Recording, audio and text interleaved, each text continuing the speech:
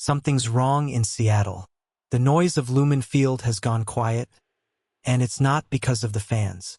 It's because one by one, key players are falling, and the Seahawks defense, once feared, is starting to crack under the weight of injuries. You can feel it in every snap, every drive.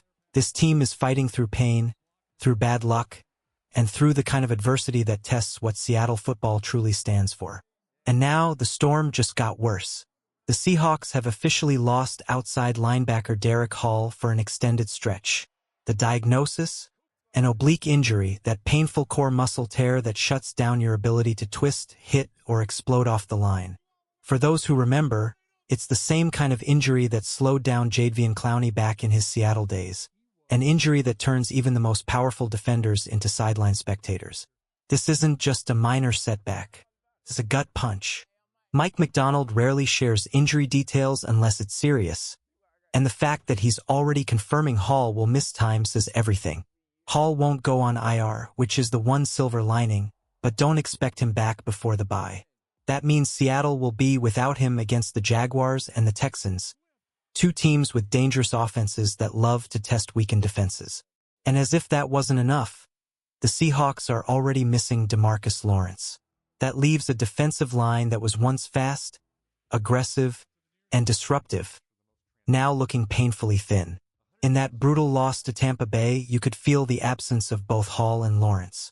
Baker Mayfield had all day to throw, like he was standing in the pocket during practice. Only a handful of pressures.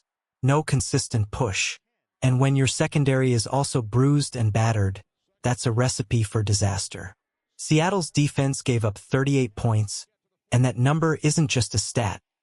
It's a symbol of frustration. Every third down felt like a punch to the gut.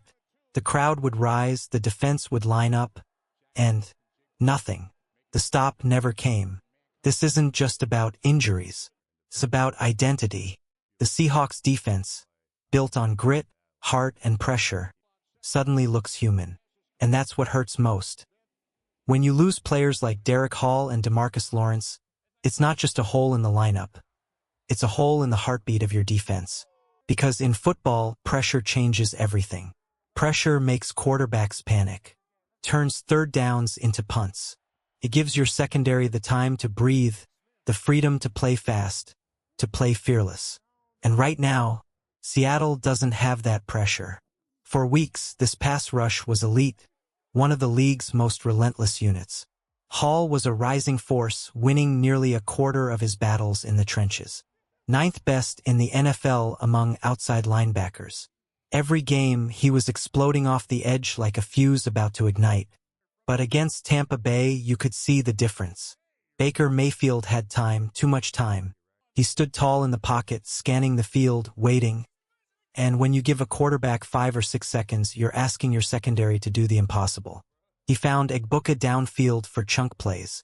He found Otten, Godwin, whoever he wanted. The defense wasn't losing because of effort. It was losing because the storm up front had quieted. Now, with Hall sidelined and Lawrence still recovering, the Seahawks are skating on the thinnest ice imaginable. The edge rusher depth chart looks like a skeleton crew. Names shuffled, positions bent out of shape. Boy Mafe, who's been electric all season, is now being stretched beyond his natural role. Uchenna Nwosu is doing everything he can to hold the line. And now, Jared Ivey, a player who didn't even suit up last week, may suddenly be asked to play a crucial role. This isn't about talent. It's about endurance. Hall's oblique won't heal overnight. Core injuries linger. They nag. They test patience. The only cure is rest. And right now, Seattle doesn't have that luxury.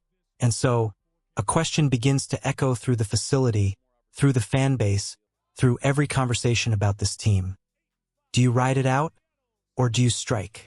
Because there are only two options. One, stay the course. Hope your stars heal. Weather the storm, and trust that this defense can rediscover its fire when the reinforcements return. Or two, go hunting. Make a trade. Bring in a player who can make an impact now. Someone who can give you that missing burst of pressure and keep the season alive. And that's the crossroads Seattle now faces. The heart says, stay loyal. Wait for your guys. But the clock says, time is running out. Sometimes in football, the hardest choice isn't about who you trade for, it's about who you trust. Seattle's front office, led by John Schneider, has always been built on one simple truth. We all we got. We all we need. It's more than a slogan. It's their heartbeat, their identity. Because when injuries hit and the world starts doubting you, that's when you find out who you really are. And right now, that's exactly where the Seahawks stand. The easy move would be to panic, to send out calls, to chase a big name. But the Seattle way has never been about chasing headlines. It's about building belief. It's about trusting the guys already in that locker room, the ones who've been grinding for this exact moment.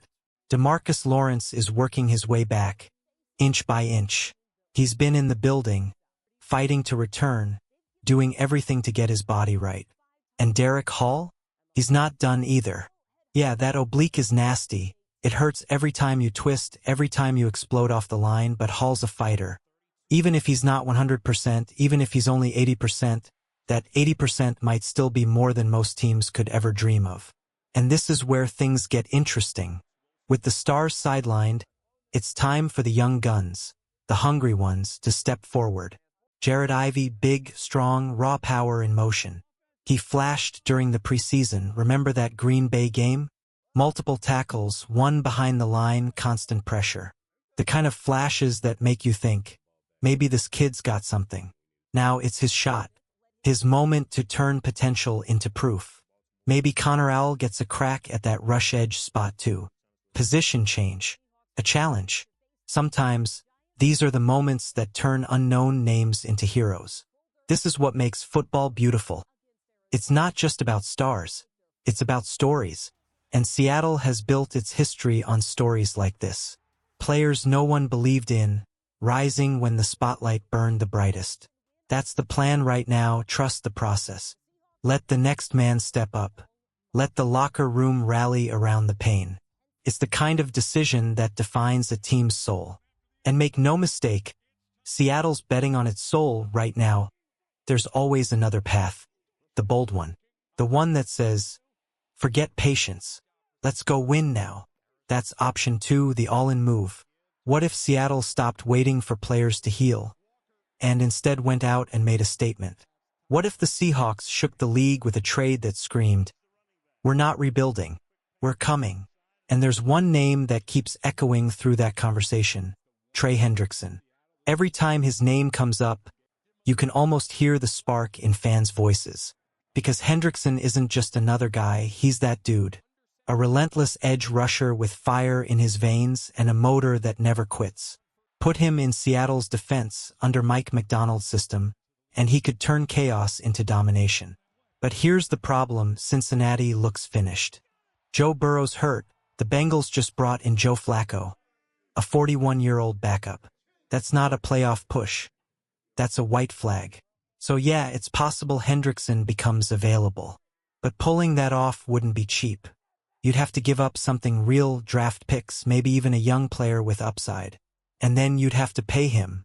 He's in his prime and he wants big money. It's risky. It's bold.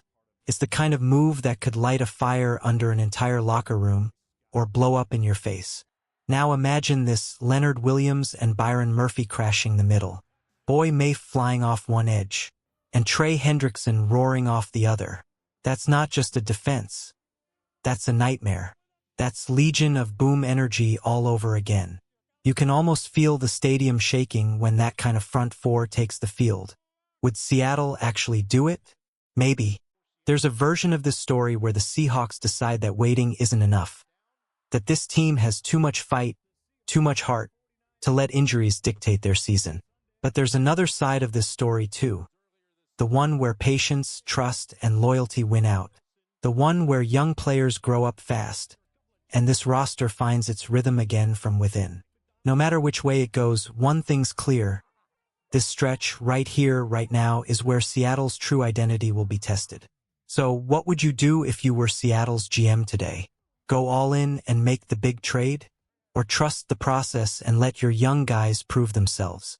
Drop your take in the comments, because this debate might just define the Seahawks season.